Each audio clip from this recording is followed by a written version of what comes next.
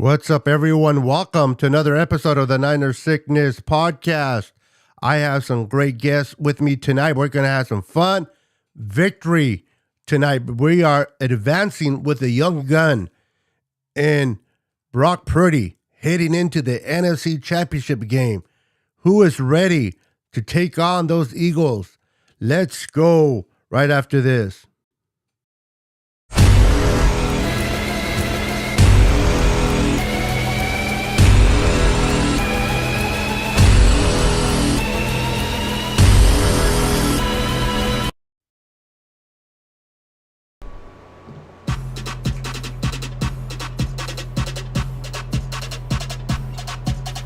Roll up to the party, roll up to the party, roll up to the party, roll up to the party, roll up to the party, roll up to the party, roll up to the party, roll up to the party, roll up to the party, roll up to the party, roll up to the party, roll up to the party, roll up to the party, roll up to the party, roll up to the party, roll up to the party.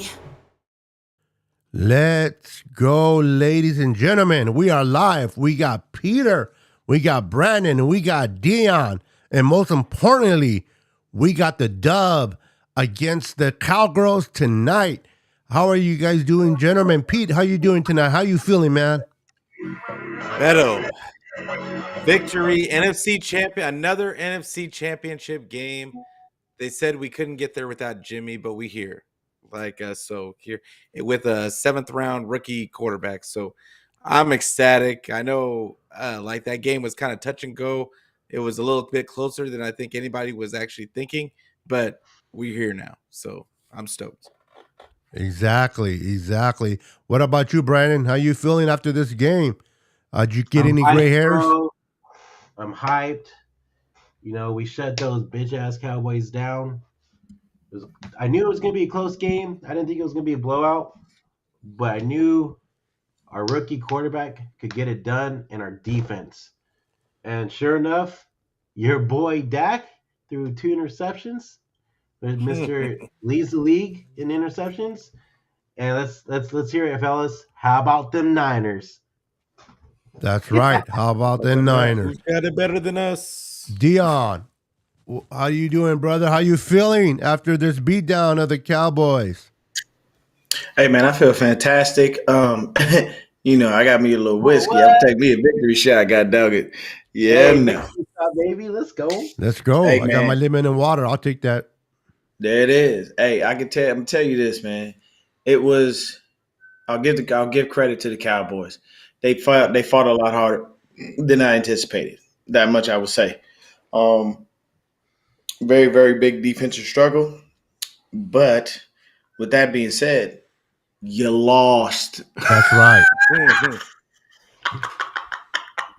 You still lost. You're going home. Yeah, man, you talked all that crap. You did what Cowboy fans normally do. You know what you do? You come out every year and go, we're winning the Super Bowl. And you know what? For 28 years, you've lied to yourself. Damn, that's got to suck. And they get tattoos stating they win the Super Bowl in 2023. Oh, no. Did you see the girl? Yep. Female. I think she got a tattoo right up. Yep. Got to get that one covered up. Yeah. Hey, I was telling Brandon before we went live that the Niners are looking forward to making the Super Bowl and winning it. The Cowboys they were so close to just making it to the NFC Championship game after 27 years since 1996. They were there. That's what their hopes. So I got to ask, which one hurt more for Cowboy fans? Last year in the wild card or being one game close to their goal to making the NFC and then getting snuffed again by the same Niners? Oh, It you gotta hurts love it. in general just to be a Cowboy fan, period. Like, it just hurts because you have to deal with an owner like Jerry Jones. You have to deal with an inconsistent quarterback like Dak Prescott. And you have to deal with year in and year out a large portion of your fan base being very delusional and not understanding you're not always going to win. You're not always in contention for, getting to the playoffs and stuff like that. But, hey, man, Juan, I agree with you, bro. Let me tell you right now, man, my adrenaline was going. There were times where I felt like I was like, oh, okay, I need to sit down. This is a little too much. But yeah, man, it was hilarious. Yeah, Hey, man. I Go ahead, have Pete. something to share with you Oh, guys real Brandon. quick, if Sorry. you don't mind. Hmm. I'm gonna share my screen. Beto, can you pull this up for me, please? Yeah, give me a second. Go ahead and pull it Oh, up. Matt, I love that. I love Matt's comment right there. That was perfect. You beat the Seacocks Let's and the read it. Cowgirl in one season. I couldn't Mhm. ask for much more. Yeah, exactly. The For only sure. I'll tell you right now, the only thing that will cap this season off perfect for me Mhm. is if we face the Chiefs in the Super Bowl and kick their Oh, ass. That'd be bro, that'd be amazing. revenge Mhm. tour. I'm telling you, Hey, man. and All remember the way Patrick through. Mahomes has an ankle sprain. Yep. So it's likely that it's another Bengals 49ers Super Bowl. And you know what that means? We're definitely winning because we beat the Bengals for 2 of our Super Bowls that we won anyway. Yeah, Yep. it's gonna be. Hold on. I'm sending That'd the be link great. to my boy Shifty to come on with us. All right, no problem. But yeah, let me put that video on for you real quick. Let's see All right. here. Let me get this off the screen. And you have it Yes, sir. there. Let me do the camera. Hold on. Where is it? Overlay. We gotta get some laughs in tonight, guys. So this is why I'm showing this one right here. I can't see. Hold up. Hold on real quick. Give me a Waiting second, for guys. Let me move this Oh, up. okay. He's about to play it. You know, I never noticed that Holmgren was that big of a fat ass. That motherfucker, his chin jiggles and everything. all right, you Yeah, ready? he's a true fat bastard. I fucking can't, dude. Okay, here we go. Oh, McCarthy, I keep calling him Holmgren, man. Yeah. Obviously, It don't Cowboy, matter. what happened? I How saw this. to San Francisco 49ers? See ya. What happened? Oh, thank you. What happened? Let's go, Cowboys. This guy, I think he's a cowboy, an actual Cowboys fan. He's a Cowboys fan, huh? Because he kept saying, "I'm sorry, I'm doing this, to Cowboys," and then he went ahead and said, "Cowboys, what happened?" That is funny stuff, man. We got Don in the house. Let me say hi to people that come in here. We have Don, we have Shifty, we have Matthew Navarro, Juan Lawrence is in here, Steve was in here, DJ is in here, Ryan's in here. What's up, Ryan? We got Texas Rattler is in the house. Yeah, tell Ryan to Charles come Perkins through, is man. No border sports, come through, bro. What you talking Yeah, about? tell him to Do it slide in the through. chat. Get your ass in here, man. Tell him. Get him in here. let Get me your let me ass shoot in it to him, the man.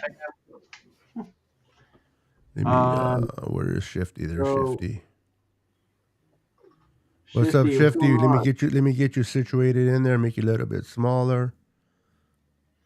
Hey, and real quick, with tonight's win, the 49ers have made 6 of the last 12 NFC Championship games. Packers, the next most was 4. Really? Mm-hmm. Move this out of the way. All right. Let me get you in there. Cool. How you doing, Shifty? Welcome. What's your thoughts? Share your thoughts on how you feel after this win. Whew, man, what a game. What a game. It the game really didn't go exactly as I thought it would. I mean, kind of coming into the game, I knew about Dallas, they can get after the quarterback, but I thought it would have been a little bit more high scoring. But man, just back and forth, really close, and just a lot of key plays, and like the big players stepped up today, really, didn't they? Like George Kittle with like the crazy one-handed catch. You look at Fred Warner with the interception. Jimmy Ward is who he made that play happen too, and I just think that it took us a while to get into what we needed to do. Maybe we were trying to be a little bit too cute. Maybe we were trying to be a little bit too smart early on in the game. But eventually Shanahan was like, look, pick up your 5 yards on first down, get to 2nd and 5, and then you can open up the entire playbook, whatever formations, personnel packages, anything. And that's how you attack this Cowboy defense. And we were able to eventually run the ball down their throat and make it happen. At the end of the day, it's like, man, the defense was fantastic. We put him in some bad situations. Of course, the Ray McLeod fumble. Mm-hmm. But all in all, I think the defense was so good. Lenore with that interception, great play by him, heads up play. And we just talk about like just limiting Dallas's offense. I was a little bit scared of Dallas's offense. I hate to say it, but I think a big turning point, honestly, and what really helped us out, and it's no excuse for the Cowboys, but Tony Pollard going down, that was a huge game changer because he was the guy I was afraid of. I was never afraid of Zeke Elliott. Yeah. We know Zeke, he's had his years where he's been really good, but I think that the Niners do a great job of defending a running back like Zeke. But when it comes to Tony Pollard and that guy's speed, man, he scared me a lot coming into this matchup. And him going out, it worked out for us. You never want to wish injury on anyone because that's a messed up thing to do. But that really helped us out. That Dallas offense never looked the same, in my opinion, once Pollard went out. I got to say that I had a feeling this game was going to be pretty close. But at the end of the day, we were able to make plays. The one thing, and I want to hear your guys' thoughts on this, because sometimes I feel like I'm just a broken record. But why don't we ever just kick the ball through the back of the end zone on kickoffs? Why are we getting Kevontae Turpin? Yeah. Kevontae Turpin, who, if you watch the Cowboys, even for 2 or 3 games this year, that guy is dangerous. He's a dangerous return man, and he showed that. He could have broken easily 3 or 4 returns. I don't know why we even gave him a chance. So, but I'm going to leave it there, guys. Those are my thoughts. Look, the Niners, I think we eventually got into our game. And once we settled down, of course, we were able to get the win. I thought the defense was fantastic. The offensive line got bullied pretty significantly by that Dallas front seven. In the early part of the game, we were eventually able to make things happen. Purdy settled down. And I think ultimately the big players came to play. Yeah, that's my thoughts. And I'm super stoked to hear what you guys have to say. Real quick, I'm just going to say this right quick, Shifty. Hey, man, that's karma. Because if you didn't, I don't know if you caught it, but there were some Cowboy radio guys wishing injury on CMC. Yeah. Saying we need a hamstring, we need this, we need that. And you know what that is? That's instant karma. Look at what happened to Tony Pollard. Several of their players were going down in the game. That's what you never wish injury on somebody, because then what does that do? Come back, kick you in the ass. That's right. I just want to welcome Elizabeth. It's her first time here to the channel. Welcome. I hope it's not your last. What up, Elizabeth? Welcome. You don't want to wish karma. You don't want to wish injury on any player. You want to play each team at their best so that you can have the satisfaction that when you win, you beat the best. And karma, man, it's sad, but it bites you in the butt. I don't have points. I don't in my channel, bro. It's free for all. Whatever comes to your mind, whatever you want to speak, just speak it out. All of us are fired up. We're all anxious to share what we saw of the game. So, if you guys just, Dion, be Dion, bro. I need you to be Dion tonight. I thought, can I say a little something about the Cowboys? Like, because Dion said it earlier. I think in this game I gained a little bit of respect for the Cowboys and that coaching staff. I thought that they were going to have multiple dumb plays in this game. And for the most part, I thought they played a pretty decent game. And they showed a lot of good things on offense. CeeDee Lamb got off, they kind of moved him all over the field. He did a really good job. It really came down to turnovers. I think that the turnovers were just the key in this game. And Dak just couldn't stay away from him. I mentioned on one of our other shows that Brock was actually going to put more pressure on Dak because he's a rookie, and Dak was going to feel pressure to make plays, and because he didn't want to lose for a second year in a row to another quarterback when he's supposed to be a top 5 guy, and you don't want to lose to a 7th-round rookie. So I thought that put some unneeded pressure. He puts pressure on himself, and he always kind of that's how those interceptions and that stuff happens, because he presses. But I don't know how you guys felt about it. Any thoughts there, any guys? Brandon, any thoughts on that comment? Well, I feel like also too is Dak was only really passing it to CD most of the game.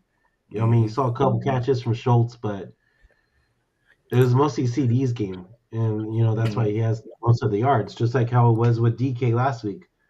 So I think our defense did phenomenal against Dak Prescott, especially with those 2 turnovers and that one that could have really ended the game. That would have been a pick 6 from Greenlaw. Um, yeah, I mean, yeah, you're telling me, man. But I think, how do you guys feel how the refs did in tonight's game? You think it was pretty evenly matched? It was all right. I honestly think that they wound up. There he is. There's my dog, Ryan, in the There he building. Let's is. go. What's going What's on, up, Ryan? Trying to Yeah. get So you. for me, I honestly think that there were a couple of calls that they did miss, but I'm not going to complain. Just got to kind of take it with a grain of salt. But I will say this. Um, for me, it was a situation of me not knowing that this defense was going to come out and play like they did. Like I said, I give Dallas credit that their defense was very, very good tonight. I did not expect that. They played a hell of a game. I'm just sorry they have a really crappy quarterback that was not able to get them anything going. And to your point, Brandon, CD Lamb. So look, here's how deep. Here's how much of a defensive game this was. Dak Prescott, 23 of 27, 206 yards, 1 TD, and 2 interceptions. Brock Purdy, 19 of 29, 214 yards. No TDs, no interceptions. And then when you look at the receiving, Dak Prescott threw the ball 37 times. 13 of those targets went to CD Lamb. He caught 10 for 117 yards. The next closest guy is Dalton Schultz with 5 for 27 and 1 TD. And then everybody else is like little, 2 or 1. And that's basically how it worked. It was a situation where both defenses played fantastic tonight and made it a game that everybody wanted to watch, and it made it hard to look away. Both teams were probably nervous through the whole game. But for me, I honestly was most nervous when, that fourth quarter came. Like when Elijah got it, but he stepped out of bounds, I was like, damn. All right, it's all good, man. It's all good. We got this. We got this. I didn't panic at that moment, but that first half was nowhere near comfortable. I didn't like it. So it just tells me we got some things we got to clean up. Definitely some stuff we got to look into. But at the end of the day, a win is a win. I don't care whether you win by 1 or you win by 50. It worked out well. We got the dub. I'm not going to complain. I'll take it as it is and bring on Philly. I love it. I love it. Yeah. This was a battle, in my opinion, a battle of defenses tonight. The offenses did their thing, but the defense came out to play. So shout out to Fred Warner, who was a beast out there today. A lot of players were. And also Jimmy Ward, man, he doesn't get that much love in the slot. And what he did tonight, he came through, man. It caused that interception by Fred Warner. Fred Warner's like, oh, shit, there it is. And the ball landed in his hands, and they took it away twice. They were only able to get field goals out of those 2, but points are points, man. And everybody knows when you put pressure on Dak and you get in his face, he starts messing up. I knew that whatever this game was going to be, I knew it was not going to be like the Tampa Bay game where he was going to have all these yards. And, I'll be honest with it. The rookie did good. He got rattled a little bit with that defense. They were coming at him. Dan Quinn was bringing everything but the kitchen sink after Brock. But Brock stood in strong, and he made some key plays. Real quick, what do you guys think about the freaking catch by George Kittle, where the ball hit him in the hand, hit him in the helmet, and he still I thought that was going to be a pick. I thought that was going to be a pick. Like I thought it was going to get batted up in the air somehow, and it was going to end up being a pick. Like, but yeah, kudos to George, because I mean, to have Altman that right kind of at the right concentration. minute. Yeah, it's crazy. He came out to play. He made some big thoughts. Man, Shifty, what were your thoughts on that catch, real quick, on the George catch, man? When you saw that happen, like Pete says, it almost looked like it could have been a turnover, but George said, that shit is mine.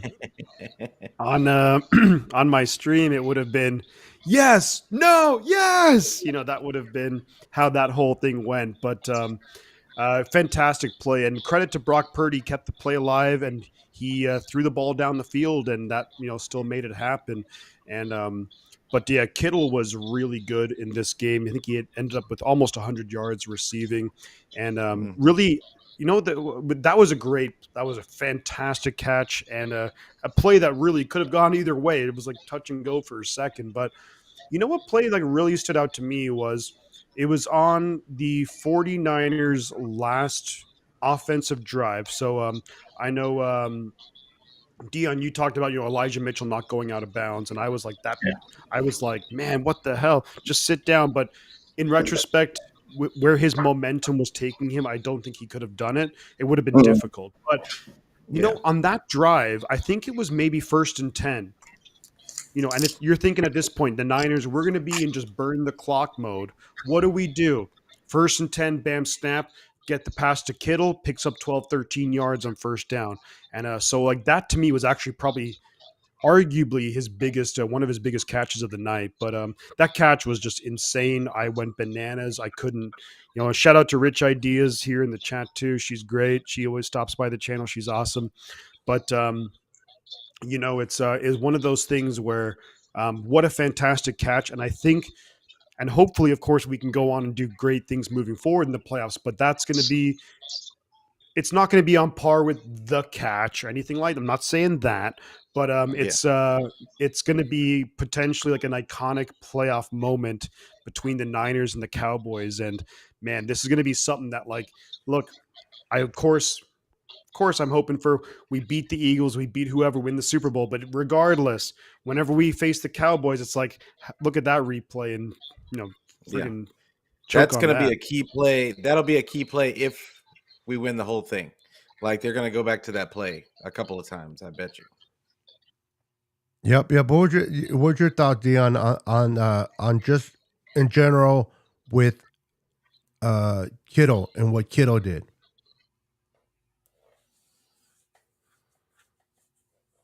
You're muted. Oh, my bad. I love what George Kittle did. Kittle did exactly what he was supposed to do, man. Five catches on 5 targets, 95 yards. You know what I'm saying? Like, I can't ask much more from Kittle. He went out there, he did his job, he blocked properly. That catch was definitely very crazy because Shifty, we are very one and the same because that's what I was doing in my head. Like, no, don't drop it. Okay, he caught it. Like, that was my reaction to that. But Kittle is nothing short of a spectacular football player, and people need to stop looking at him as the second best tight end in the league and looking at him. Come on now. Come on, bro. We need to start understanding that catching touchdown passes does not mean that you're the best tight end in the league. That just means you catch more touchdown passes because you're in a pass-happy offense. If you look at what Kittle does, his overall skill set is better than any other tight ends in the league. I don't think there's anybody else that can do what he did. But I felt like George Kittle had a phenomenal night. He did exactly what he was supposed to do. At halftime, the AZ Niner Empire, shout out to them for putting on a great night tonight at Varsity Tavern on Mill Ave in Tempe, right down the street from ASU Stadium. If you're in Arizona and you need a 49er home, we've got a million of them out here, but that's just the home that I choose to go to because those are my guys. But you just have to look at everything that he brings to the table, and he's just such a spectacular player. There's nobody better, man. I'm sorry. I just don't see other tight ends do the things that he does and do them at the level that he does. He's so consistent. They caught him on set. And then at the same time, he's so fun. He's so fun and human. He's hilarious. They caught that dude laughing and joking and doing this and doing doing all kinds of crap. Like literally, how many times did they zoom in on his face and he was doing some shit? Yeah. Like he's I love Yeah. Kittle, man. I love him. He's just I feel like he's a fantastic person to be around. And I feel like you could go to a game and have like 12 beers with this dude and he'd just get drunk with you and love it. And you would have a hell of a night too, because he'll be the Oh, I definitely. love It'll be fun, and if you like to fight, it looks like he'll get in. He'll make that fun as well. Oh, yeah, Kittle. You're right, Beto. Kittle looks like a rowdy motherfucker. He looked like he that type of person to be like, oh, you want to fuck with my Yeah, guy? he looks nice Oh, on okay. camera, but you get him drunk and pissed off. I guarantee you, somebody bumps him and doesn't apologize. Yeah, he's not gonna just walk away. Real quick, Ryan, your thoughts on the game, bro, and your thoughts on Kittle. How do you feel after this game? How does your heart feel, bro? Because it was close there for a minute, man, and it was a defensive battle for sure. Yeah, Micah. They figured out how to keep Micah Parsons in the game a lot more this year, and he caused some issues. He did, but he was also kind of taken out of the game half the time when Trent Williams was on him. But I think we overlooked something. Cowboys 2 years in a row, they have delivered with the last play of the game. I mean, how do you outdo last year? And they come out with this formation that and Kyle's just like, okay, that's what you're gonna line it. Okay, time out. And then they come up with something on the field, and then that's the pitiful play is what comes of it. Like, I'm sorry. Yeah. Oh, That was they made a whole big deal about that last like everybody thought it was going to be a lateral one of those lateral plays, and it's like a quick slant and that's it. I think what was supposed to happen, it was supposed to be like a screenplay.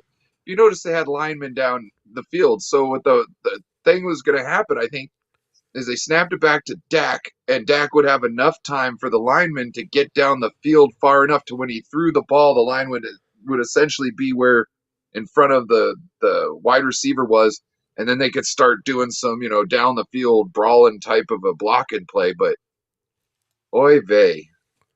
I mean, if I can very quickly interject, I think that last play of the game, shout out to Jimmy Ward, because as soon as Kevontae Turpin got the ball, straight away, bam, and he took the knees right out from under him. He couldn't lateral it. I think the plan for that play was they get it to Turpin and they lateral it and they do whatever crazy stuff and try and make something happen. But Jimmy Ward was right there. Tackle. Didn't even give him a chance to lateral it. So shout out Jimmy Ward on that one. How hard that hit was, man. Yeah. Speared his ass. Everybody was out there laying hats because every time one of the Cowboys caught the ball, they were like they were signaling to come out, like because they were taking shots. Like it was even CD, like I think he hurt his thumb or hurt one of his pinky finger. But yeah, there was a lot of there was a lot of guys that were asking to come out of the game, like after a hit. So yeah. I was just looking at the stats. Brock Purdy, 19 out of 29, 214, no TDs, no INTs, and two sacks. I want to get your guys' thought. I mean, today he against this defense pretty much looked like a rookie, or didn't he?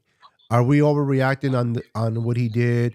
Did he look like a rookie? Do you guys still have confidence? Do you guys lose some confidence? I want to get and anybody can go, whoever wants to share. What are your thoughts on Brock Purdy's performance and lack of?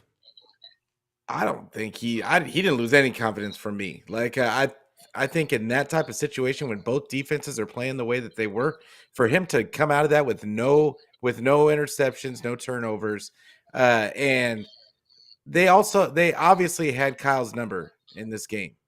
It was what it was.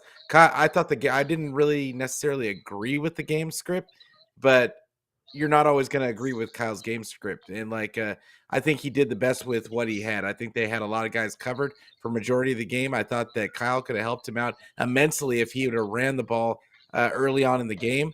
But it is what it is. I think for him not to have picks was more important than him throwing a bunch of touchdowns. Yeah, you think Jimmy would have been playing? He would have threw that pick, and Please, you already know Jimmy would have took several sacks. You know he would have thrown a couple picks. We all know how this works. Yeah. I honestly think, for me, right before the half, and Kyle said this in his presser because I was able to catch him. Right before the half, they asked him about the clock management because I'm like, bro, why are you just letting the clock What are run you down? doing? So his random logic was, we didn't want them to get the ball back. They had 2 timeouts. We only had 1. But my thing is, Kyle, you're not making it easier on your offense if you're not giving them the proper time to do things, because Brock had to chuck that ball out of bounds. Luckily, it got out of there with 1 second. If you call that timeout and you allow us to keep moving as we're going down the field, we'll be okay. But excuse me, if you don't call that timeout and you do what you do, you put us in a bad situation. Dave ain't never gonna let that shit go, bro. Poor Noah. He had to take that pie to the face. But So I think that's why anybody who doesn't know, Noah is a Seahawks fan. So Freaking Noah took a pie to the face. That's yeah, rough. man. Hey, I actually owe Noah. I'm not gonna front you. I owe Noah. I gotta shoot him a video. I gotta take one because I told him that Gino was gonna throw 3 interceptions and he only threw 1. So Oh, okay. Yeah, I'm a man of my word. I'm up. a man of my word. Noah, if you're watching this, I would gladly eat pay that. up, bro. Yeah, If I could say one thing about just before halftime, and I think Dion, I think you're right. I was like, what the hell? Why aren't they calling a timeout? You have like 40 something, I think that because I want to say, of course, it was 1st and 10. I think it was like maybe 2nd and 2. And then I think they handed the ball off, I think maybe to Mitchell. I think Kyle was like, look, if we get the first down here, then we'll call timeout. But it was 3rd and 1. So they're like, look, if there's 45, 46 seconds, if we call timeout now, we don't get the first down. We have to punt it. It was conservative. Like I was still kind of like, you still got to put faith in your confidence. Put confidence in your offense. And give them some, but it was just one of those things where I could, in retrospect, I kind of see what he was doing. And look, we still ended with 3 points. It was a great pass to Juwan Jennings down the field after that. But I was like, that was a little bit iffy right there. But I think if we got the first down on that 2nd down run, then he would have been like timeout. And then Shanahan, at sometimes maybe you're outsmarting yourself too much, but I could see the logic. Thank you. It also helps. We always feel like he It was the overthinks Jimmy. himself It was at the times. Jimmy before the half offense. It was the same game plan that he would have given Jimmy at the end of the half, and that's what I didn't like. It felt like Purdy was struggling a little bit in the first half, and he reverted back into his shell, and was like, I just don't want to give up a big play. Bro, hey, look, also, man, I'm gonna need you to get out of my head. It's dangerous in there. Don't hang out in there too long. There's a lot of it's also different. stuff that goes on in there, I can't help it, bro. Like I'm just. For DJ Gene, the guy right above me, literally is my homeboy. That's No Border Sports, aka Ryan. DJ Gene was asking who that was. He said he likes your beard game, bro. Beard game is solid. You already know how that works. But the call on the timeouts, that's if you know what you're calling going at forward, and you're like, hey, I'm just gonna lay down passes. I know what I've got going. It makes a lot more sense. You know what I mean? Because each incomplete pass, or you're throwing the pass to the sidelines, it's a timeout. So, and it's also right before the half. So it's not like it's the end of the game there. And I think it was really, after looking at it, I thought it was actually pretty savvy. You know what I mean? Because it's like, I don't want any time left on the clock. Let's kill most of it now under the middle of a run play, or, once we got it going, let's do it. And then let's get out of here. And it worked out. You know what I mean? All else fails, we run out of time, and nobody scores, and we go into the halftime. So Yeah, I feel you on that one. I want to show y'all something real quick. So I know y'all can barely kind of see this, but this That is my Macho shot Man? glass. Shout out to Is that my Macho Man? brother-in-law, man. I love that dude, man. He always hooks me up. This is literally Macho Man, Ric Flair, Ultimate Warrior, Roddy Piper, Bret Hart, and Macho Man Randy Savage, bro. Oh, damn, what you drinking on? whiskey, bro. It's from Trader Joe's. It's Okay, Kentucky bourbon, straight whiskey. okay. Trader Joe's actually makes their own brand of whiskey and their own brand of tequila and their own brand of a lot of things. Yeah. So I'm not gonna keep plugging them on Beto's channel because they're not supporting them. Now Trader Joe's, if you're watching this and you decide that you want to support my man, then I'm gonna It's support all your good. brand. But when y'all come through with a sponsorship and y'all come through with a contract that makes sense and the legal paperwork is right and my man can really make some money off this, then I'll keep talking about y'all. But it's just whiskey and that's that. I'd rather Beto get paid for that than for me to promote them for free. You know what I'm saying? That's Hey, have just you that. taken That's your What you just shot, drinking me. on? bro? Have you taken the shot, the victory Hell shot yeah, I yet? took my shot. Shit, Oh, I'll you take just did. another one. Goddamn it. Shifty, what you Yeah, I'm drinking about on? to get on my Tullamore Dew after the show. Well, I got some shit on my stream. So I'm a beer guy. I do like some whiskey. I like some Irish whiskey, but That's me too. for Tullamore Dew me, I all day. started off with Tullamore Dew's not bad. I like there's the Jameson, like the casket barrel. But anyway, so I Yeah, was drinking on yeah. some Trumer Pilsner. It's a Berkeley Pilsner beer, and then so I was drinking on some Coors Light. And look, I know Coors Light, but I Hey, got this. It was a it don't was a 12 apologize for pack, that, man. Your drink of choice is your drink of choice. Coors Light is and it cool, man. and it. Hey, shit, it And is here's the what it thing, is. Dion, you're 100% right, man. I appreciate that too. And I got a 12 pack for like $9, and I'm like, fuck yeah. You But see what I'm anyway, saying? now I'm It's cost effective, damn it. yeah. But I'm back on my Trumer Pilsner. I'm back on my Trumer Pilsner now, and but either way, yeah, I'm drinking some Trumer Pilsner right now. But I got some. I'll have some more Coors in the back. But for me, I'm a beer and whiskey guy. I don't really do much else. But that's why I'm sipping on this right here is a Trumer Pilsner, but this is my last Trumer. So I got some Coors there. I got about 6 or 7 more to go, and man, I'm celebrating. I'm celebrating. We beat the He's getting freaking slated Cowboys, man. tonight. Second year Oh in a my Hey, row. God. man, like, We knock them and out. see, Bragging See you rights next for year, another Dallas. year. Bragging rights for another year with Yep. Cowboy fans. yeah, Shifty, you're gonna have to get with me, man. We're gonna have to do a show. I like you, man. Oh, I like you a lot. man, And I'm gonna 100% tell too, you man. this. The reason Yeah, being, yeah. is because it's a situation where when you beat the Cowboys, you want to get drunk with happiness. You There you just go. do. There is no choice. It's the Cowboys. See, the Yep. biggest thing, what people don't understand about this rivalry is it dates back to the fucking 70s, all the way back then.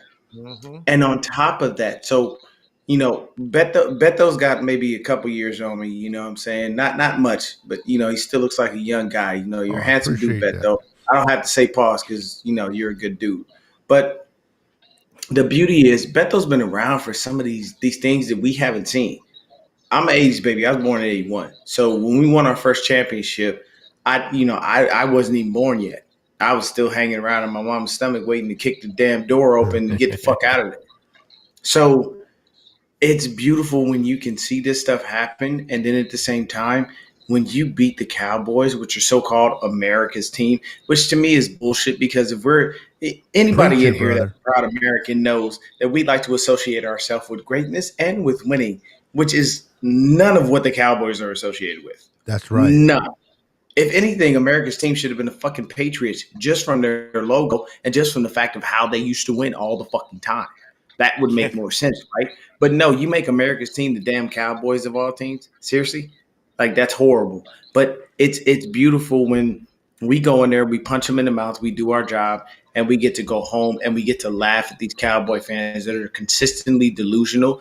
And then we get good guys like Stephen A. Smith Yep. that just capped the win off with his laugh. His laugh every time the Cowboys lose, it's so infectious. I laugh with him. I don't intend to. It just tickles me pink because he hates them so much and he loves to watch them lose. Look at Micah. Oh, I'm just glad that they're actually going to talk about us tomorrow on Get Up and First Take. Well, no. Let me tell you this. I'm waiting because Stephen A. Smith's going to bring it, and you know what Michael Irvin's going to do? He's going to bring every excuse in the playbook. And you know what? To be honest with you, all of y'all commentators, including you, Ryan Clark, who have been a staunch supporter of us as 49ers, you really have. You had the nerve, the unmitigated gall. You disrespected us and picked the Cowboys? That is horrible. But you know what? You're going to have to atone for your sins on national television. I love it. What is this? Oh, yeah. What the fuck? He threw away his Dak Prescott jersey. Skip I thought he walked out. Hey, I'm going to tell you right now. Oh, that's right. I forgot about So I Bayless. thought he walked out with his ass out. I was like, what the fuck just happened? Hey, No.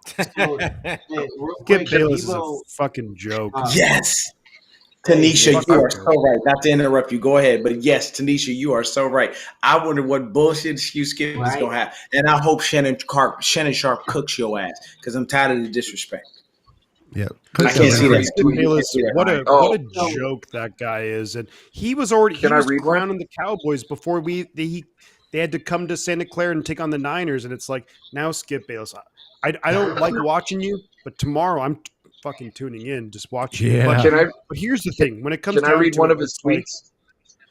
Yeah, go ahead. When it comes down to it, man, and you know what I really liked is the fact that I'm sure you guys probably all saw this, but there was a report that Kyle Shanahan showed the entire team highlights and clips from like the catch from the games in the 90s. And it's like, and he's like, look, you guys are part of this legacy. This is something that goes back 40, 50 years. And you look, and so realize that you're part of something like it's bigger than like just this game. And I'm sure it wasn't like we're going to put pressure. It was like realize how big this is. And Dallas Cowboys, San Francisco 49ers. If you ask, people, you look back, this is big time stuff right here. These are two iconic franchises who went at it for 40 years. And now the Niners, of course, we get the big win, but it's like, let's not mess around here too. And DJ Gene, I don't have any rum right now. I'm just drinking beer. So, but shout out to you, DJ Gene. Big fan of you, bud. Go ahead, Ryan. I got this. I'm telling you guys are going to love this one. This is the tweet. Dak went from, quote unquote, the game of his life to the most devastating game of my cowboy loving life.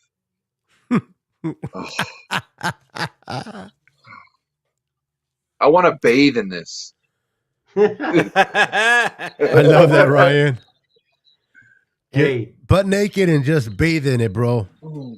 Okay. Oh, just grind. Right. Hey, Ryan, send me that tweet, man. You know, I want to rub that all over. I want to rub that all over my body. All over my body. Yeah, baby. Hey, you guys. Hit every spot. So Deebo Samuel posted on Instagram saying, "Don't poke the bear," right? And it's of him. It's the picture of him when they were like FaceTiming with the Cowboys fan last week or whatever. Yeah, I remember that. And then the Micah Parsons on Facing the Niners, this is who I wanted. And then Trent Williams pointing at the Cowboy fans and all that stuff, right? So, so Micah Parsons commented on his post saying, "LOL, what did you do today, fam? But congrats on the win. But don't put me in this weak ass slide." He was a part of the game today, bro. I know. This is who you wanted. You were part of the slide because this is who you wanted. Here's the thing. Deebo Samuel, 4 catches on 7 targets for 45 yards. So I understand what Micah Parsons is saying, but at the end of the day, you lost. Mm-hmm. Yeah. So when we tell you don't poke the bear, we're telling you don't poke the bear as a whole team. Yep. Yeah. And Shifty, really quick, are you Irish by chance? Look at his smile. Well, you have to understand the Irish are kind of sluts. Yes, I am. What would give it away? My pasty white skin. I just know. I just asked because I am. No, I I am. just asked because I love Guinness. Guinness is a Get, fantastic Oh, beer. well, here's the thing, Black and Dion. tans Have were you my ever have thing you ever back in the been to day. Ireland? Mm-mm. Mm-mm. The Guinness over there, and I hate to be that guy, but the Guinness over there and the Guinness, I don't care if you go to whatever the best Irish bar in the US, the Guinness over there, different It's ball game. different. Okay, I got you. hey, I got you. you And they know serve it how warm. Guinness won't pay property taxes for another I don't know 8,100 and something years Why? because back in the day the guy who ran Guinness, who started it, he essentially came to the king and he had a shit ton of money. He was like, "Hey, I want to pay my taxes for Ahead of time. 9,999 years." I'll be right back, And guys. then Keep it up. All right. the king was like, "Yeah, you can pay your taxes for that long." And so they got a piece of paper saying they don't got to pay their taxes for 9,999 years. You know the funny thing I'll, about that? I'll, I'll- You know what I compare that to really quick before you go, Shifty?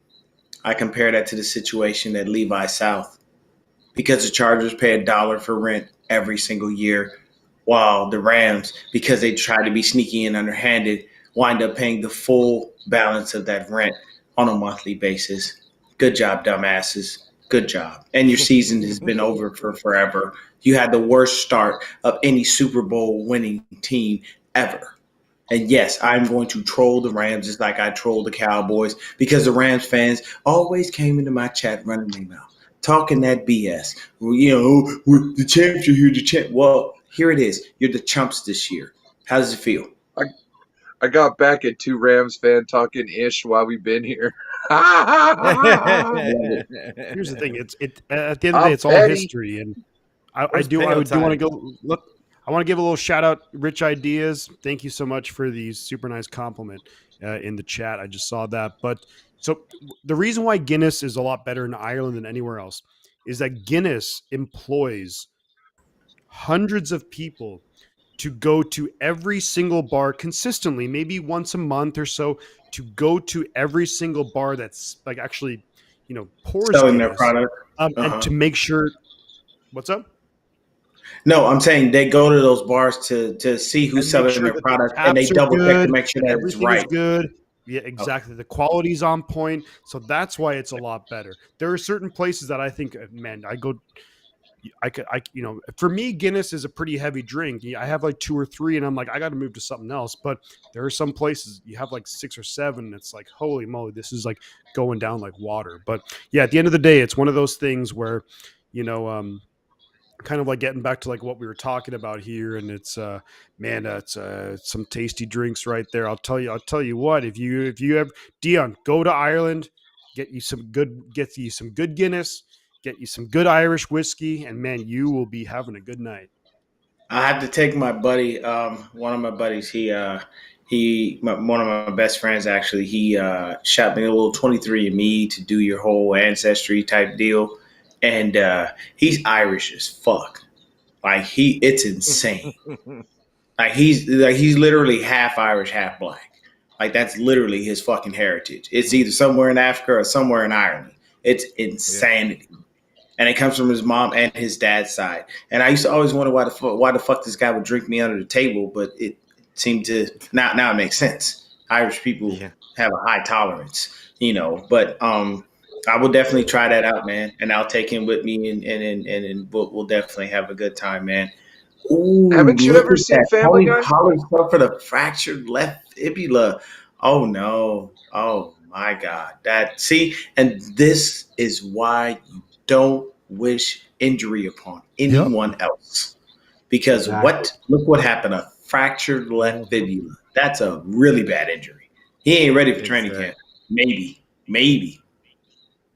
He's probably going to just get franchise tag now with that injury, probably. No, they don't. You don't franchise tag a backup running back. It doesn't make sense. Plus, you're still paying Zeke, so you get him money. Wasn't he going to get the bag too this offseason? How much is the dead money on Zeke though? It's a lot of money. I'll take a look at it. I'll let you know in a second. If they were smart, they would have front loaded his deal because because Dak was still at the time. Dak was still on his rookie deal. Yeah, and then he was unsigned. Correct. Oh, thank you guys for holding it up. I had to use the restroom. I was like, relief. Dion, have you not seen Family Guy when they show you the history of Irish people? Yeah, definitely so. Yeah, Mhm. so I don't know why the tolerance is in us. I got Irish on both sides of the family. Really. Yeah. It's insanity, but I'm just saying, like I noticed that. So Zeke right now, as far as 2023 goes, his dead cap is about 11.8, almost 11.9 million. Oh, yeah. So that's yeah, still- you can't cut him right now. yeah. You're basically screwing yourself. You got to basically wait until 2025, where his dead cap doesn't look so bad. That'll only be about 1.8 million.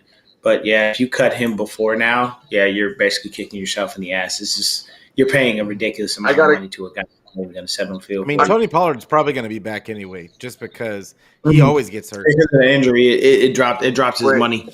Yep. But I mean, he always Yeah. gets hurt every season. Mhm. So, But Jerry's like he can't do anything right. It's hilarious. He kind of got bullied into keeping Zeke. He let himself get bullied into keeping Zeke, and now he's got to eat the whole fat whopper. And we love it. And his backup can't stay yeah. healthy, and you can't pay Pollard.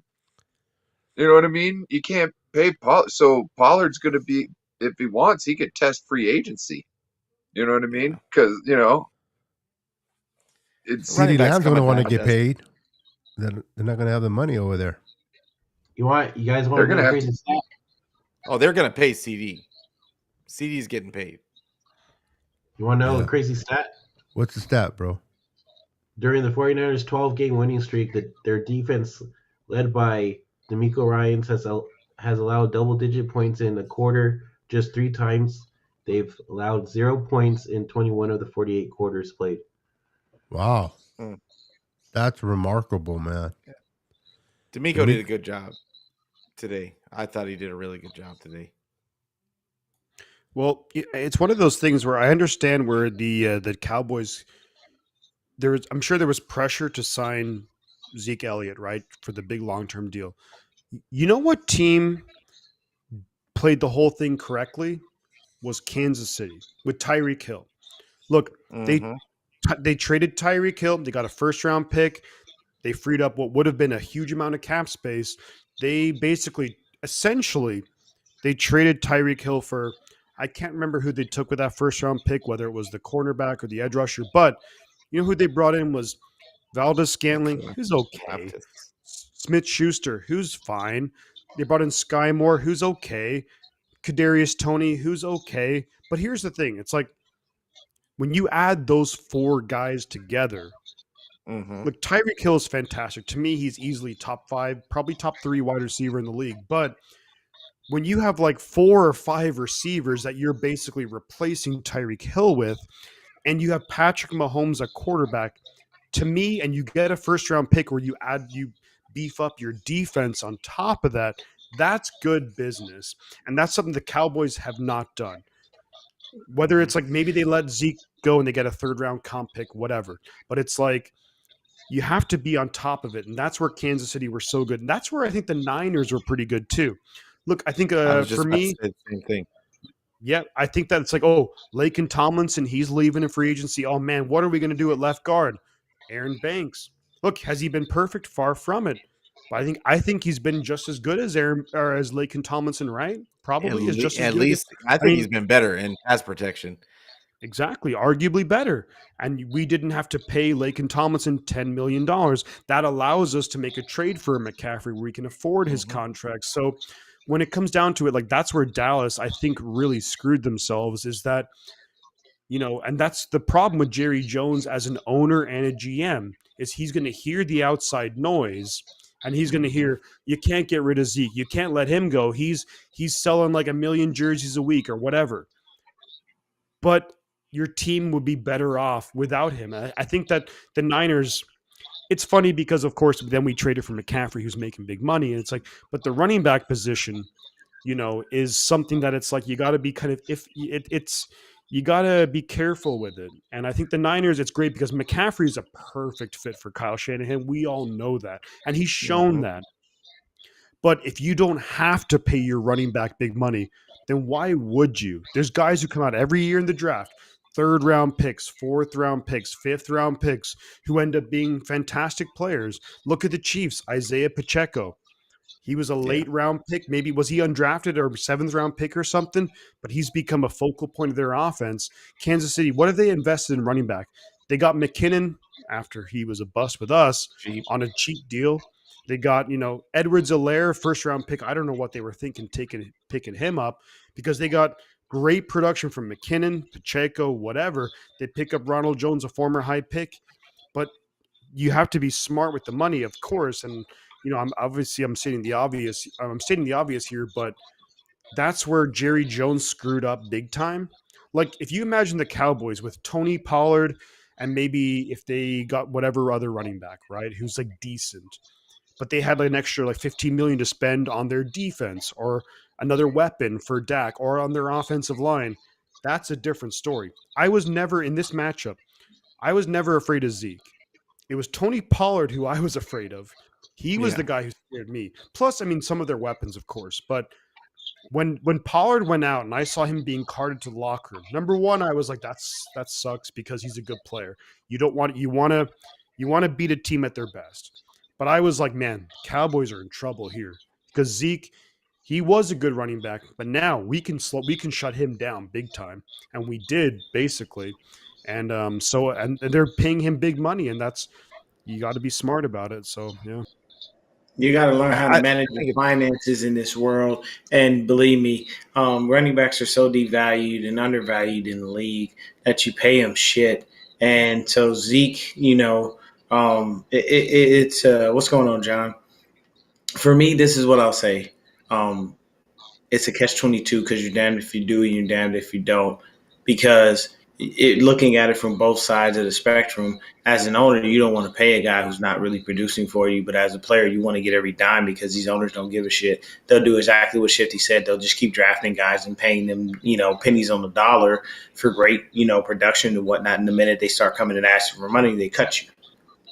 And invest your money in property. It can be you have to think about it because the number one thing in the league, you are a walking business. You are a tradable commodity, and you have to understand that. When you understand that, then you will never get wrapped up in the politics of somebody lying to you, making you thinking you're a part of their family and all this other stuff. There's only one owner that I've ever seen in the league that makes somebody really feel like family, and that was our previous owner, Eddie DeBartolo.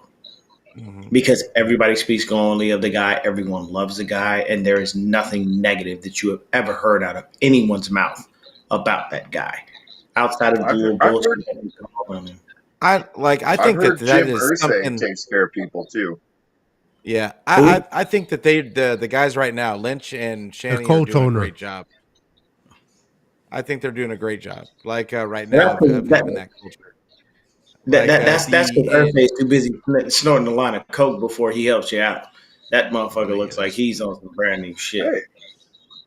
I think it's coke's huge. Not for me.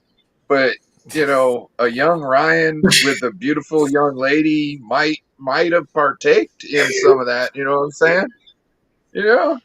Oh, is that right, Ryan? Have you ever seen Ryan, Belly? Whoa. Read this back, bro. Have you ever seen Belly? I have. I love Belly. That was a great movie. It was hard like Rottweiler. I'm sorry, Ryan just made me laugh about it, bro. Go ahead and finish your point, man. I'm sorry. I love that if guy I can in Belly, back dude. up my, if I can back up my Ezekiel Elliott point here, right? So, because I just pulled up a couple stats here, and I'm not a stats guy. That I think you ought to watch and see what happens on the field. But Ezekiel Elliott's making about $17 million in the regular. Like he's making $17 million against the cap, right? We look at his numbers this year. Zeke Elliott, 231 carries, 876 yards, a 3.8 yards per carry. He had 12 touchdowns, and I'm sure he was using a lot of short yardage situations, but still, 3.8 yards per carry. Let's look at the postseason 2 games, and it's a small sample size, but regardless. 2.3 yards per carry in the postseason. If you're paying a running back $17 million, and if I can, let me very quickly pull up Christian McCaffrey's number. Christian McCaffrey for the 49ers is costing us $12 million. So you're paying a guy basically $5 million more than what Christian McCaffrey's making to rush in 2 playoff games, big games, to rush for 2.3 yards per carry. In the regular season, he played 15 games, under 4 yards per carry. I mean, that's bad business. That's bad business. So there, you can find I got guys. a question. Would you rather have Jimmy G at 26.5 or Zeke at what'd you say, 16? About 17 million. Cut them both. Yeah, I was about 17. to say, cut them both. Neither. Well, no, Yeah, but you get rid of that. I'm done. you got to Yeah, have I wouldn't- one. Which one do you if think I had to get more choose, value out? man, that's a tough call. But I'd hate either. But with a quarterback, you could justify it, I think. You know what I mean? Like Yeah, that's Jimmy, true. you could be like, well, he's a quarterback. Quarterbacks cost a lot of money. You know what I mean? Like, look around the league. He's not as expensive as everybody else. You know what I mean? I was gonna Zeke, say, it's like- yeah, that part makes sense. I gotta skip up out of here, y'all. I gotta get some rest. Yeah, I gotta me get too. off to work in the morning. I early. gotta go too. But Drink water. Hey, thanks for having Drink me, water. Beto. And good to meet you, Shifty, Dion, Brandon, Ryan. Appreciate you guys, See you guys everybody in the later. chat. Take Go it Niners. easy. All Hey, that Jake, good stuff. Hey, look, right when I leave, here comes my brother. Oh, see, That's we crazy. got good people. Must be. But don't worry about it, man. As soon as we What's roll up, out, John? John V will take it from here along with y'all, man. Nothing but love to What's up, everybody family? on the panel. Exactly. Shifty, holla at me on the side, man. We'll definitely up? get together, brother. Hey, thank you for popping in, Dion. sure. Appreciate Sounds good, you, Dion. man. Let me know. Hey, Talk to y'all later. thank you for the invite, Beto, man. Always. Everybody out We're there, all- smash we're that all like and family, subscribe brother. button. Beto's always great. Yes, sir. We're all family. So thank you for Later. coming in. What's up, John? How you feeling, my friend? How you feeling about this What's up, game? fam? Man, I'm chilling, bro. I came down, man. My heart started to, Palpitate. level out, bro. I was losing my mind, bro. It was insane. I lost my mind, bro. It was an emotional game, man. It was close. Battle of the trenches. We were just, we were losing the trenches on the right hand side. But what did you guys cover so that I don't, beat the dead horse? No, they know. Hey, bro. After a game like today, beating the Cowboys, sending them home for the second straight year, they Bro, came we can close hear to the making hits the. again. They came closer to make the NFC Championship. That's their goal.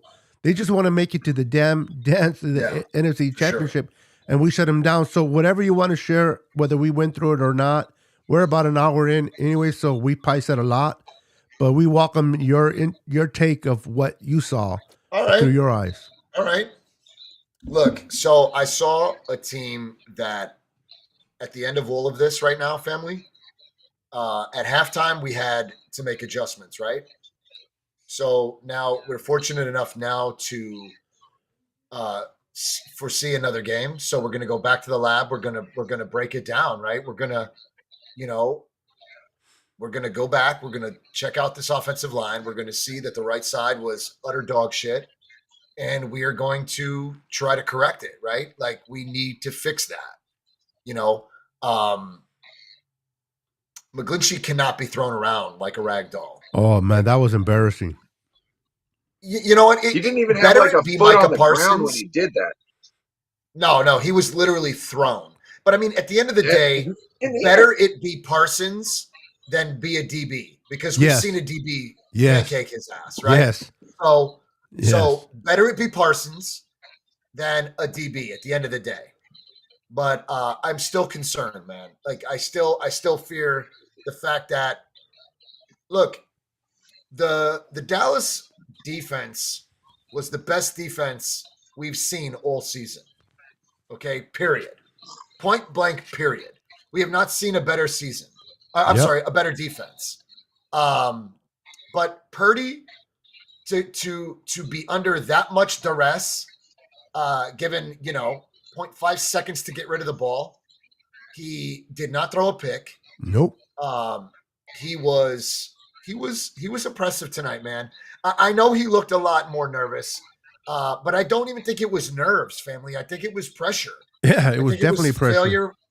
It was the failure of the right side of that offensive line, and that's really all I got, man. I mean, the right side of that line made it exceptionally hard for him to get into rhythm, right? And look, the Dallas defense sets the bar, right? Philadelphia's not better than that, but potentially just as good. So, prepare. Yeah, I agree 100%, man. I think the big issue too is that I mean, like especially in the first half, like we could not get our run game going at all. Like I vaguely remember looking at the stats at halftime, and I think we had like 11 rushes for like 20 something yards, and it's like that ain't 49er football. Like that ain't football regardless for anyone, any Yeah. team. You're averaging like less than 2.5 yards per carry. But especially a team like us where we thrive off of, play action, we thrive off of like just like so many different things that we can do up, from whether it's like motions or things like that. But yeah, honestly, I knew that the Dallas Cowboys had a good defense, but I was really impressed with their defense today. I thought they played really, really well. We eventually got into what we do best. I think the 49ers were at our most effective when, let's say it's 1st and 10. If we can pick up like 5-6 yards on first down, 2nd and 5, 2nd and 4, then we can do whatever the hell personnel we want to do.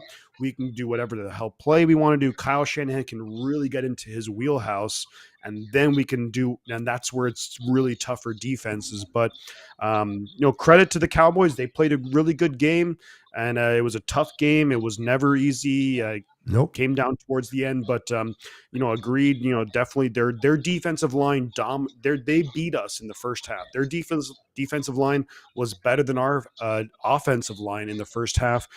We saw, of course, Mike McGlinchey get thrown aside by Micah Parsons. He still kind of made the block on that play, but it wasn't pretty, obviously. But at the end of the day, it's like we were able to figure out a way to win, and that's what teams ultimately do. Wasn't pretty, but we figured out a way to win. And people say, well, the Niners looked this way against Dallas. Every team is different, Yes. For all we know, we can come out against Philadelphia and put up 40.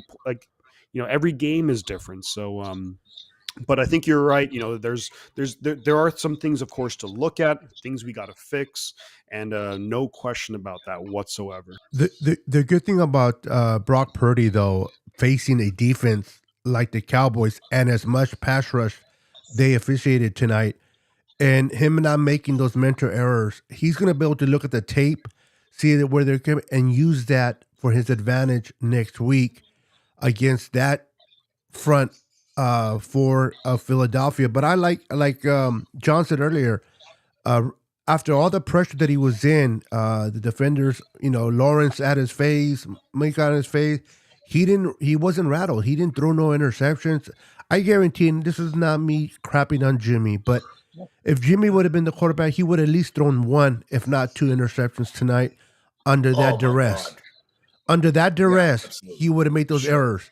And this young kid didn't do that. He's continued to put a game after game after game under his belt. This kid is a rookie, 7th round pick, and he's going to be starting in an NFC Championship game. This kid made the NFC Championship before the Cowboys ever have. I mean, he already has that one ahead of the Cowboys. The Cowboys can't even get there. Crazy. And this kid is getting there, starting where he started. So I was very impressive with Brock. Listen, the defense came out to play. They played well. It was a defensive battle on both sides of the ball. Dak is Dak. We know Dak. You give him enough time, he'll tear you apart. But you put pressure, you get in his face, he's going to make crucial mistakes. And that's what he did when he threw that first interception to Lenore. And kudos to Lenore, man, stepping up the way he has stepped up in the playoffs. So much crap people were saying and so much things he was reading about his name. He put his name on it tonight. And then I also want to credit Jimmy Ward for playing. I mean, I know he hates that slot position, but the way he played CeeDee Lamb, where he was able to hit that ball in stride, and that ball bounced right into Fred Warner's hand. It's awesome that we got those 2 takeaways, much needed. And we didn't get the sacks that we wanted, but Bosa was doing his thing, and most importantly, we came out of this game not only with a W, but if I'm not mistaken, no injuries either. No major I know injuries, right? Menahue got banged up, right? But he was Did he back. get banged up? He came back. Yeah, he was back, and he played for most of the third and fourth quarter. So no major injuries, gassed. and that's a We just positive. looked gassed. Yeah, The pass rush looked exceptionally gassed. When we were on it was it is probably with about a minute left in the game. When Dak rolled out and you saw him running, the pass rush was chasing. They were in slow motion, bro. They had no more in the tank. We really got to wrap up. yeah. We left some tackles on the field today. You're not lying Huff- there, bro. Huff timed it Armstead was perfectly. good. Armstead did not take advantage of the safety that was handed to him. He landed right in his lap. Yeah. I mean, listen, like I know these guys are predisposed to this new rule and they're questioning like what they should do because they're not comfortable making those moves on the quarterback. Like when Huff timed it and got right up in Dak's face. Bro, if you don't want to slam him, if you don't want to tackle him, hug him. I'm just hug him. Yeah, You know what I'm saying? Just hug him. You went over him and he got away from you. You understand On the what I'm goal saying? line, Like, on the goal line, No, even no, if you it get was- the roughing in the goal line, even if you get the roughing the passer, it's a safety at that point. The penalty is enforced on the kickoff. mhm. You know what I'm saying? Hit him. Who cares? You get the Okay. points. Safety's enforced on the kickoff. The penalties enforced on the kickoff. Who cares? Destroy him. Yep. Put him into the ground. Yeah, It's a penalty. That's fair. what happened Yeah. there? Sorry, something I threw me off. think we just had a few. I think we had a few hiccups this game, but look, it's great film, right? Because we have an opportunity to go compete in the NFC Championship game. This isn't film where we shit the bed. This is film that we get to review and capitalize on those mistakes. And I believe that this team is well driven. We are battle tested. I always say this on every stream, Beto. It's this team is the definition of the next man up mentality. Yes. We have embraced it. It is practically our identity as a whole, right? Yep. We established an identity on offense. We established an identity on defense. But as a whole, this team's embraced that next man up. Yeah, they have. They definitely have. What John Lynch and Kyle Shanahan has put together, the culture that they built here in San Francisco, coming in, not doing what the Rams do, putting all their chips in the middle of the table where, yes, they got rewarded with a Super Bowl last year, but what happened this year? And you see that they lost key players at key positions and they just could not win games. The Niners lose players and they find ways with your third string quarterback to continue to win. And that's how you build a organization the way that Kyle and John, and kudos to them for doing that. And for fight, and then today for everyone fighting. But you're right, that defensive line looked gassed.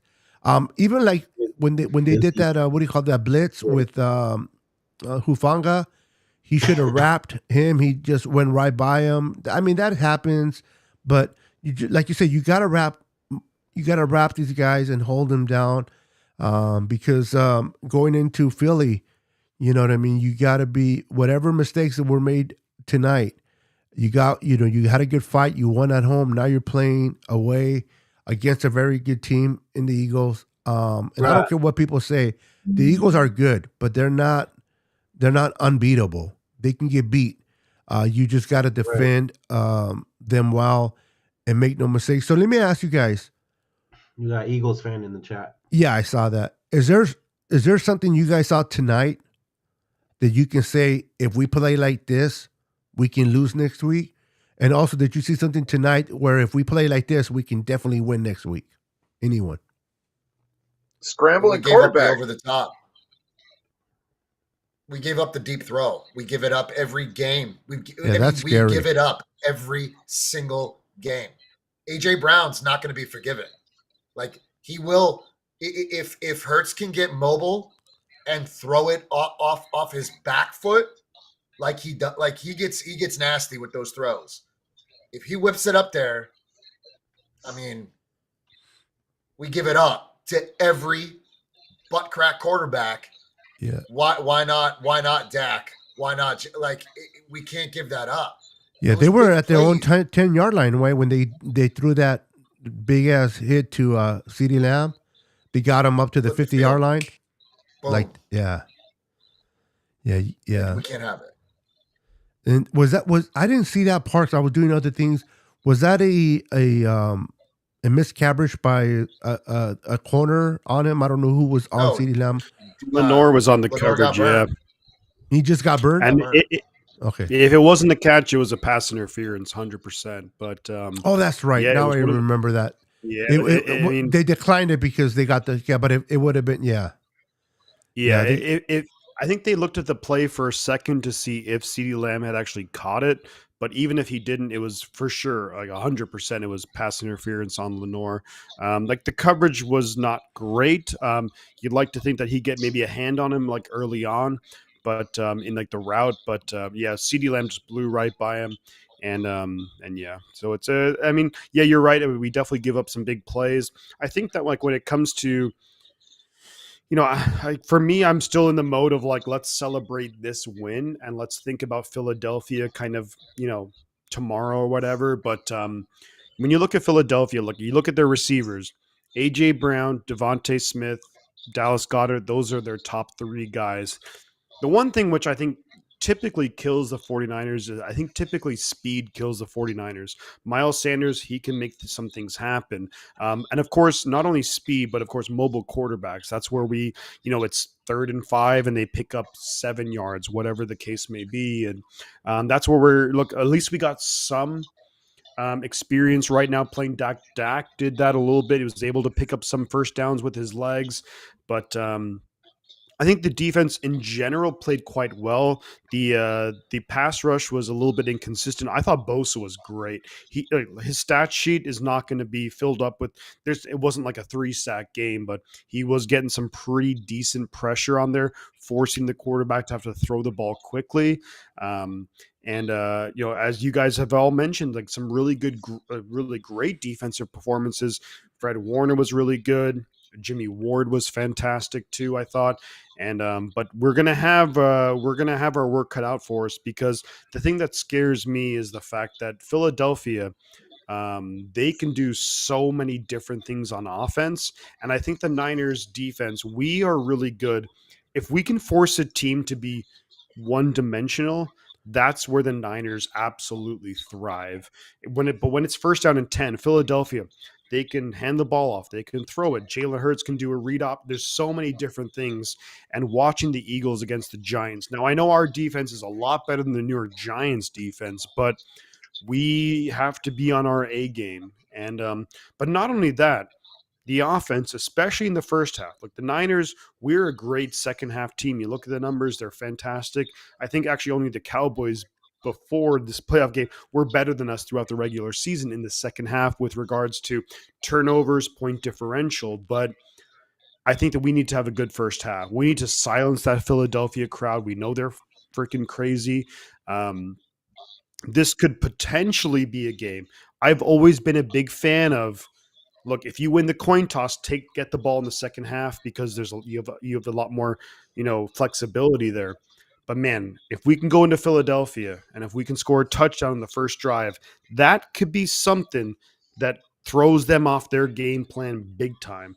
At the end of the day, though, look, it's Philadelphia are favored. I think they probably should be. They're They've 2.5 kind of point gone favorite right now. somewhat all in. They still have some draft capital, but the Niners, we're going to have to play a pretty clean game. What that means, I love Dre Greenlaw. He's been great. I'm glad that we signed him to an extension, but no hits, late hits out of bounds. We can't be giving the Eagles 15 yards in Philadelphia. Oh That's not good. You got to be disciplined. Yeah, you got to be And we disciplined. have to take the crowd out of it quick. Yep. Got to take the crowd out of it. You got to be disciplined. And look, no team's going to have there's going to be some penalties called, whatever. But you can't be having those kind of plays against the Eagles at home. That's where we got to tighten up. That's where we got to tighten. You know, find me a team that defends a mobile quarterback. Find me a team that can handle a mobile quarterback in this league. Yeah.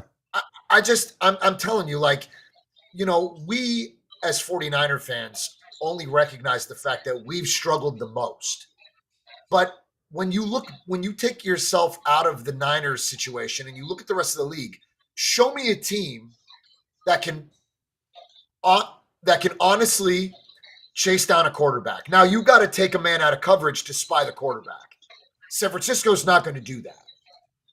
We're essentially going to let you get yours, if that makes sense, Beto. Like, we're going to let you get yours as the quarterback, but we're not going to step out of coverage to spy you. That's right. And give up twice as much, right? You know what I'm saying? Like, and remember this: if Hurts gets caught up by Greenlaw, he'll think twice. Those RPOs are going to be passes before they become runs. You know what I'm saying? Yes. He will rock you. He will rock you. So, again, I always say this to anyone that argues San Francisco always struggles against the mobile threat. Who doesn't? Yeah. Show me a team that does not, because you're going to spy. So essentially you're going to take a man out of coverage and you're going to jeopardize that secondary. We would rather give up less than double. Yeah, and I agree with that 100%. And here's the thing too, if I can interject real quickly, is the fact that when you think about the best defenses of all time, 85 Bears, 2002 Ravens, whoever, those defenses, they still gave up points. They weren't pitching shutouts every single game. Yeah, like, you're going to give up yards. You're going to give up points. Like the Niners in this game against the Cowboys, and I think there's some valid criticism to the defense. We gave up 12 points. 12 to points. That offense, yeah. That's not that much. Yeah, exactly. But you look at all the best defenses ever in NFL history, they still gave up points. The fact that is, like, you're never going to play a perfect game. And you're right. I think every team kind of struggles with mobile quarterbacks. That's the benefit of having a mobile quarterback. And that's, of course, part of the reason why we probably got Trey Lance. But, it's one of those things where, like, look, are we going to give up points to the Eagles? Of course we are. We're not going to pitch a shutout. No one realistically is going to expect a shutout. I think the defense, though, if we can make the plays when they are there to be made, that's a huge thing. And I think the offense has to be a lot better, especially in the first half, because this Eagles team, man, they are loaded with talent. You look at their roster top to bottom, there are so many good football players, and the Cowboys are pretty similar too. But man, it's but like the defense never going to be perfect, and just you have a good game. Maybe you force key turnovers here and there, great. But yeah, that's just what I want to say. To your point about that, Shifty, is that defense will give up points. Okay, it's you bend don't break type of mentality. But at the end of the day, tonight's game, Dallas defense was good, but they gave up 19 points to the San Francisco 49ers. They were a good defense, but we were better because we held them to 12. The best way to win is to have more points than the team you play. So they kept us down to 19, fine. We kept them to 12. And like John says, they're going to score on you. They're going to score on you, but at the end of the day, are you going to hold them down so that your offense can put up more points? And the fact that with Brock Purdy, we are able to move the ball. I mean, I don't know about you guys, but Brock made some clean shots. And I said this earlier, and I'll say it again because this guy amazes me. Freaking Kittle with that catch down the middle, man, where that ball hit him in the hand, hit him in the helmet, almost fumbled it, and caught it for a reception. Right before it was about to get smacked by the other player who was He trying to didn't take his care. head He off. wasn't even worried about getting hit. He was worried about catching the ball. And that's a true freaking leader, if you ask me. I know that Christian McCaffrey didn't get the game that he wanted. I think he was held to like 35 yards. But the little things he did do were impressive with that one touchdown that he had. The Niners never gave up. They never gave up. They were never got discouraged. And you can see how much they believe in Brock.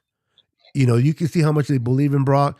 You know, they were not like, oh, we didn't move the ball, 3 and out or whatever. And Brock is building confidence every game that Brock faces. I mean, this is his second playoff game, and he's undefeated. Can we all agree on that? Brock is undefeated in the playoffs, right? I want to know your guys' thoughts on Brock, especially you, John, and you guys. What are your true thoughts of Brock's performance? I know he didn't have the touchdowns, he didn't have all that, but just his poise, the way he didn't throw the interceptions is valuable, I think. My man, his collegiate experience speaks for itself. Right? Yes, this young man has been a leader since he played high school ball. Okay, he played in a Power 5 conference. Okay, he's played in big games, and we've heard it time and time again. He's composed. This young man has a very quiet. He's a very quiet man, but he's confident. He doesn't boast. no, He is humble. Yeah. He understands this opportunity that I have is, I mean, never seen before. Not in my time. Not in any game that I'm 40 years old and I don't remember Mr. Irrelevant stepping up, winning a dozen games. Yeah, you're preaching to heading the into choir NFC here. Yep. Championship. My man, I've never seen it. Nope. So this young man is poised. He is confident. He has the skill set, but he also has the weapons, and he understands that. It's not a me. It's not me. He doesn't hold himself like a Johnny Manziel. He has this very, I don't know, man.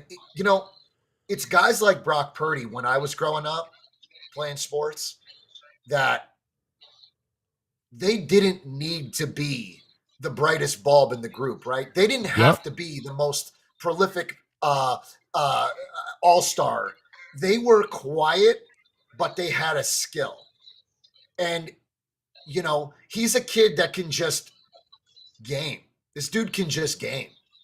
You know what I mean? Like, he doesn't have to be enamored by all the lights and all the controversy, And today, McCaffrey faced adversity.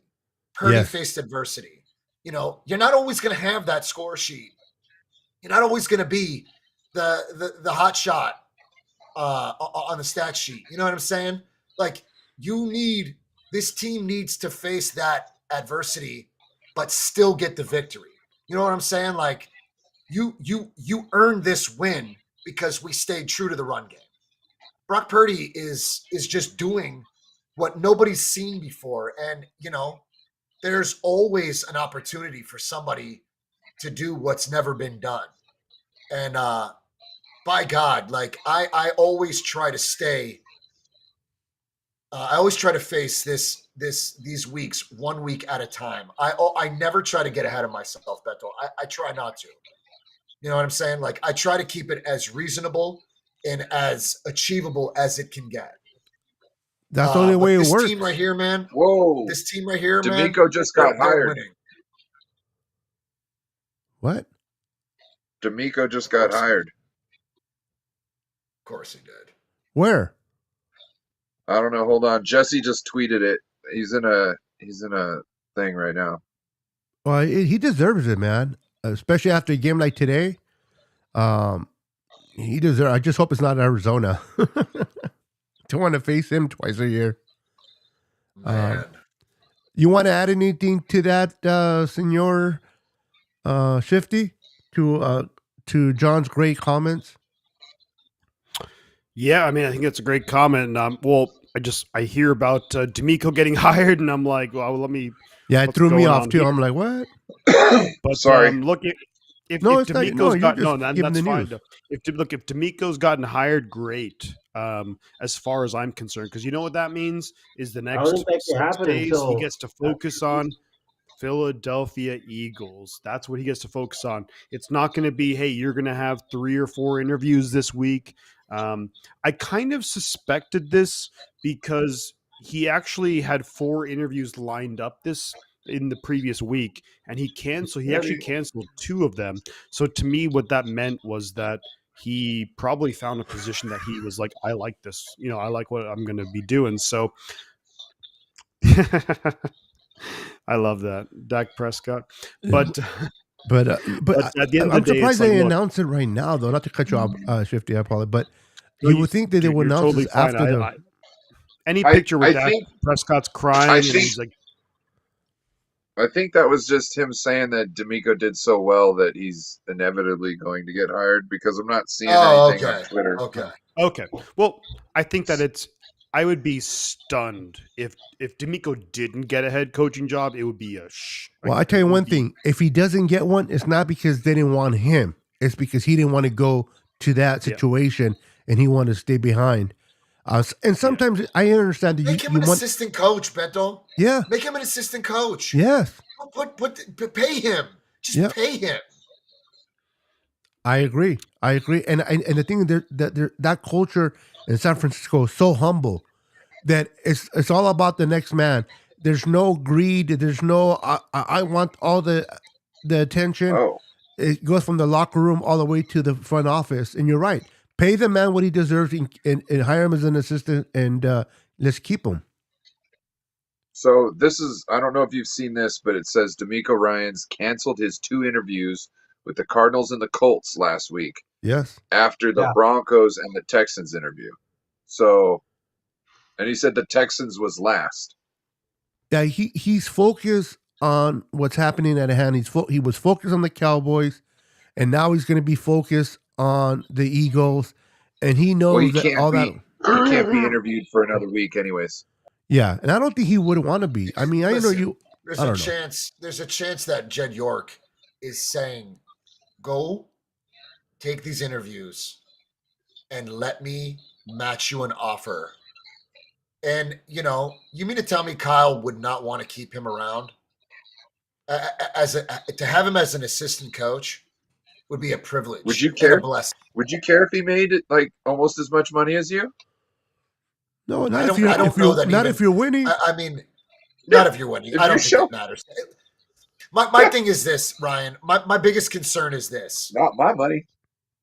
Does D'Amico require this as a personal goal? Like, does he need to achieve, like, there are levels to success. And once you reach a certain level of wealth, it becomes, I don't want to say it's not, I don't even know the right term for it, but once you reach a certain level of success and wealth, after that, it's just like, what do you need now? D'Amico's such a family man that, like, if Jed York were to say, look, I will pay you $10 million a year. I will give you $8 million a year to stay in San Francisco. Even as a DC, you would be the highest paid DC in the history of the game. And let Kyle,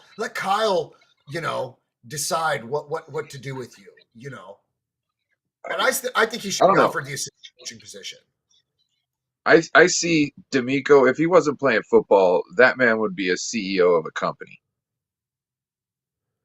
Yeah, he's you know what I'm saying? Yeah. I get that vibe from him every time he talks. It seems like, he's already thought about everything before he speaks, even when he's asked something on the spot. You know what I mean? Like he's got that temperament. It seems like he wants to be a mover and a shaker. He doesn't want, and he doesn't mind working with other people, but he wants to test his merit. Like Native Americans used to have something called counting coup, where while the battle's going on, they got a stick and they're going over to the other side while arrows are flying and all that stuff, and you got to touch somebody. And then you go back over to your line, and then you go back over, and as war's going on, these guys are going back and forth, seeing how many times they can tag somebody without getting hurt. Like it's, Yes, test of sir. his A manhood. couple of things that I think about when it comes to D'Amico Ryans is that number one, if you like, it's going back a little bit, but I think Kyle Shanahan said D'Amico Ryans will be a head coach someday. That was number one. Number two, I think it came out in the last few weeks that D'Amico Ryans himself said, I'm ready to go do it. And I think ultimately it comes down to what does D'Amico want?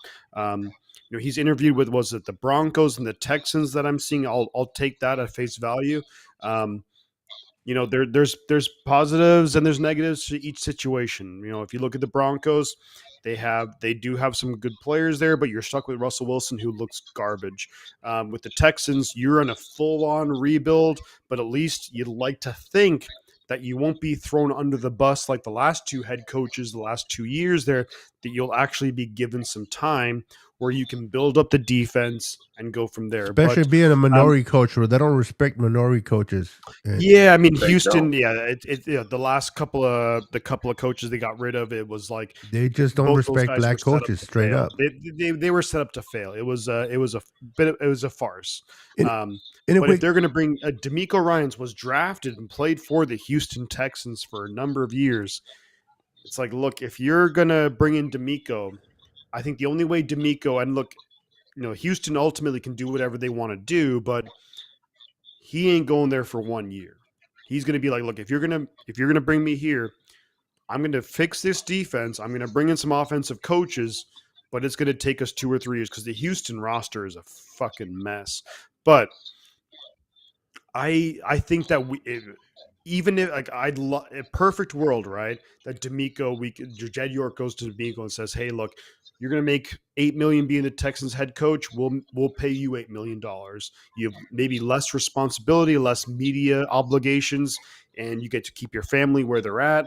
And there are some benefits to it, but to me, it sounds like D'Amico's end game is like he wants to be a head coach, and maybe it doesn't work out for him. Maybe it doesn't."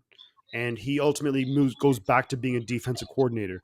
And look, if D'Amico goes even to Houston, and if it's a shit show for 2 years in Houston, D'Amico could still go to pretty much like 32 teams in the NFL, well, 31 teams, and be like, you need a defensive coordinator, I'm your fucking guy.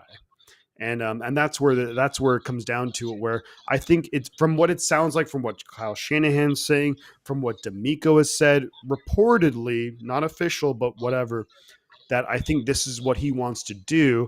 And I think it would be kind of, look, if you're D'Amico, again, I know that Houston has treated their last 2 head coaches horribly.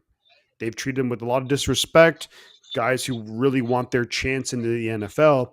Well, we know Lovie Smith had it before, but regardless, it's I think that they would. I would like to think that they would give D'Amico a legitimate shot at being a head coach, and I think that is his end goal. I think he wants to be a head coach. I think he deserves it, considering what he's done.